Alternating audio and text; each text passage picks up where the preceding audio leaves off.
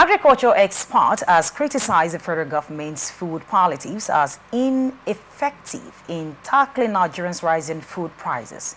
Akin Alabi, co-founder of Corporate Farmers International, argued that palliatives can't address the needs of Nigerians, over 200 million people, and suggested subsidies for farm inputs and empowering farmers as better solutions.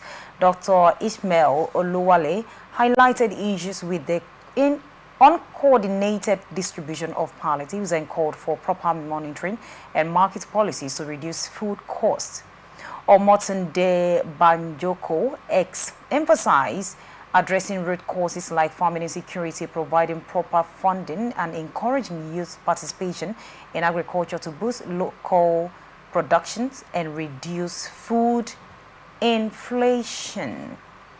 All right, so far, the federal government has been sending trucks of rice and other food items and also grants to alleviate hardship, economic hardship on Nigerians. And they are saying that that is not what they want. They want the federal government to do something about the fuel subsidy removal. And the agricultural expert has come to say that this is not enough to alleviate the hardship. And you can attest that 2 governors has come out to say even the 20 trucks of rice that the federal government sent to state has not gotten to them. And this is going to almost a month since that happened. And we have seen the federal government giving out 50,000 and also the students scheme, the loan scheme which they are going to pay back and all of those. So what do you think about this? Are they on the right tracks that this is not enough to alleviate the hardship in Nigeria? And do you think the federal government will give ear to this? Of course, the reality is that the palliative is not intended for the generality of Nigeria. You hear from the report and the feedback from government that is apparently meant to the homes or the poor, the vulnerables. The vulnerables. If I want to ask you a question, are you among those vulnerables? The young child years ago who wanted to express himself in English and he was just struggling, say, look, English is not my language. See, there's one word that everybody understands. There is pressure everywhere. Hunger is everywhere. We need food. Now, these are positions that I roll out. I mentioned earlier that, you know, some of the policy of government tends to create the impression that we are working. But these workings are not, seen or effective. Because when you give every state 20 trailers of grains and then stable food, as the case may be, to alleviate. So for how many days? One bag of rice, you are expecting 300 persons to share. How many cups? So for how many days will that take them? So after this month, what next? Next month you bring another. So implying that. So these are some of the things to concern and stakeholders are saying that government is trying to create the impression that they are making efforts. But the effort, knowing fully well sincerely in any side of the divide, will know that the effort will not go anywhere.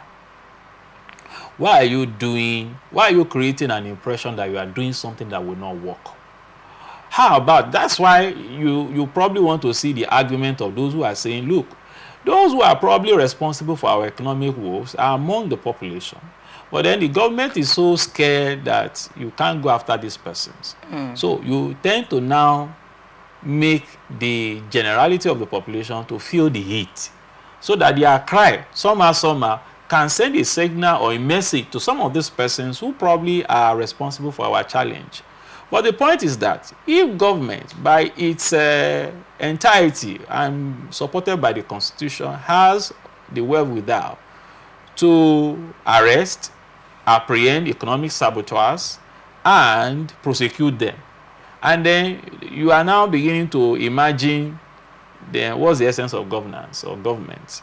Because you have a duty to ensure that if there are persons who are responsible for such a misgiving that the entire populace are suffering, you go after them. And in a case where you cannot go after them, set up a policy that you are competent and then you know the job of governance. Otherwise, you still see some of these parochial arrangements trying to be nice, but at the end of the day, you still come back to the same space that you have probably, you might have committed millions or billions into some such project. At the end of the day, what about those states? When you were rolling out that some states are still here to get their 20 trucks, the question is, what is the state of the road to their state? Yes, because it's still back. I was listening to a report a few hours ago that some governors are not doing enough to making this load a bit lighter for the populace to carry. Because you now have subsidy is gone. It means that states are now having more. A few days ago, I got the report they share close to about 500 billion in the last month. And in that 500 billion, you are giving more to security at the state level, that you are pacifying some disgruntled elements who probably have a track record of fomenting trouble. And say, okay, this is your monthly stipends, ensure that there is calmness. You and your group are troublemaker. We are settling you so that you don't foment trouble. You see this other gentle going about people, they are contented with their little business or whatever they do. As long as you, power that be, within the geographical location of your position, your area, can be calmer, we can arrest the other person. So it's a call that palliative giving subventions will not solve the problem. You just have to ensure that government comes up with a policy that will have effective results, like encouraging.